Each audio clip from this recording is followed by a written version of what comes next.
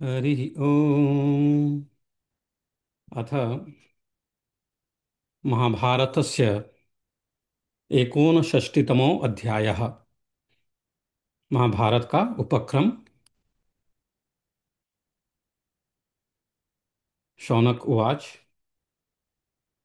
तो हम अंशावतरण पर्व पढ़ रहे हैं। अंशावतरण पर्व, महाभारत का उपक्रम। तो शौनक ऋषि बोलते हैं। शौनक उवाच।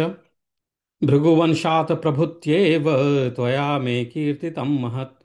आख्यानमखिलं तात सौते प्रीतोऽस्मि तेन ते। वक्ष्यामि चैव भूयस्त्वां यथावत् सूतनन्दन। याः कथा व्याससम्पन्नास्ताश्च भूयो विचक्ष्व मे। तस्मिन् परमदुष्पारे सर्पसत्रे महात्मनां कर्मान्तरेषु यज्ञस्य सदस्यानां तथाध्वरे या बभूवुः कथाश्चित्राः येष्वर्थेषु यथा तथं त्वक्त इच्छामहे श्रोतुं सौते त्वं मे प्रचक्ष्वनः। तो शौनक ऋषि कहते हैं कि तात सूत नंदन, आपने भृगुवंश से ही प्रारंभ करके जो मुझे यह सब महान उपाख्यान सुनाया है, इससे मैं आप पर बहुत प्रसन्न हूँ। सूत पुत्र, अब मैं पुनः आपसे यह कहना चाहता हूँ कि भगवान व्यास ने जो कथाएं कही हैं, उनका मुझसे यथावत वर्णन कीजिए। जिसका पार होना कठिन था, ऐसे सर्प यज्ञ में आए हुए महात्माओं एवं सभासदों को जब यज्ञ कर्म से अवकाश मिलता था, उस समय उनमें जिन जिन विषयों को लेकर जो जो विचित्र कथाएं होती थीं, उन सबका आपके मुख से हम यथार्थ वर्णन सुनना चाहते हैं। उसका हम यथार्थ वर्णन सुनना चाहते हैं। सूत नंदन, आप हमसे अवश्य कहें।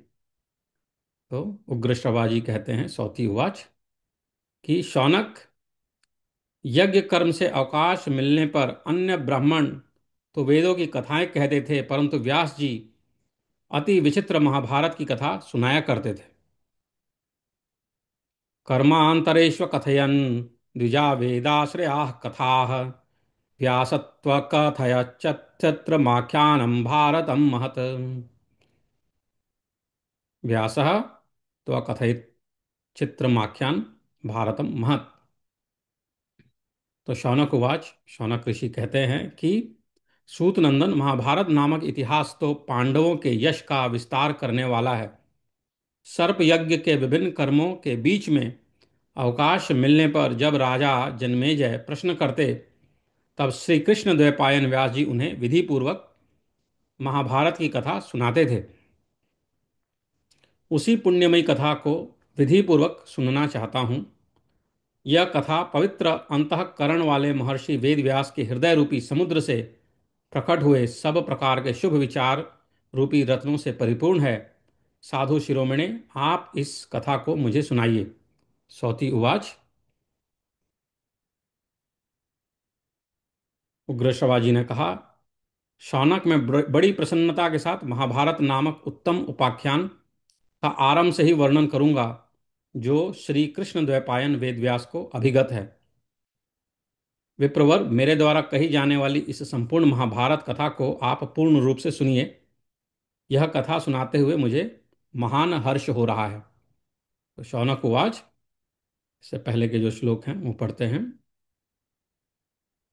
शौनक उवाच। महाभारतमाख्यानं पांडवानां यशस्करं जनमे जयन् पृष्टः सन् कृष्णदेवपायनस्तदा श्रावयामास विधिवत्। तदा कर्मान्तरे तु सः तामहं विधिवत् पुण्यां श्रोतुमिच्छामि वै कथाम्। मनः सागरसम्भूतां महर्षेर्भावितात्मनः कथयस्व सतां श्रेष्ठ सर्वरत्नमयीमिमाम्। सौती उवाच। हन्त ते कथयिष्यामि महदाख्यानमुत्तमं कृष्णद्वैपायन मतं महाभारतमादितः। शृणु सर्वमशेषेण कथ्यमानं मया द्विज संसितुं तन्महान् हर्षो ममापीह प्रवर्तते। तो इति श्री महाभारते आदि पर्वणि अंशावतारण पर्वणि कथा अनुबंधे एकोनष्टम अध्याय, 59वां अध्याय यहाँ पे पूर्ण होता है। अगला कथा जो है 60वां अध्याय है। इसमें जन्मेजय के यज्ञ, व्यास जी का आगमन, सत्कार तथा राजा की प्रार्थना से व्यास जी का वैशंपायन जी से महाभारत कथा सुनाने के लिए कहना, ये हम पढ़ेंगे।